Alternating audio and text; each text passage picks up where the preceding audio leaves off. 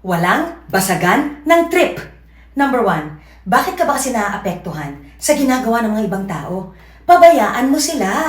Huwag mo hayaan na kontrolin nila ang thoughts mo. Bakit ka natutorture? Dahil pinag-uusapan ka ng ibang tao? Binamaliit ka nila? Ano naman, kaligayahan nila yun eh. Pabayaan mo sila.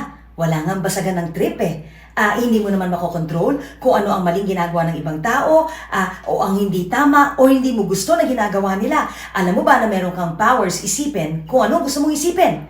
Gusto mong umatras? Gusto mong lumayo sa mga taong yan? Meron kang iniiwasan? Go ahead and do that. Kung sino yung toxic, layuan mo. Anong gusto mong isipin today? Bahala ka. Anong gusto mong gawin today? Bahala ka rin. Huwag mong hayaan na yung ginagawa ng ibang tao o yung maling ginagawa ng ibang tao sa'yo ay naapektuhan ka pa. Pabayaan mo sila. Pangatlo, huwag mo kasing isipin ang kasalanan o ang mali ng iba. Humarap ka lang sa salamin, tanungin mo lang sarili mo, ano bang mga mali kong ginagawa? Ano bang mga kasalanan ko? Yun lang ang baguhin mo. Problema na nila kung anong kasalanan o mga pagkakamali nila.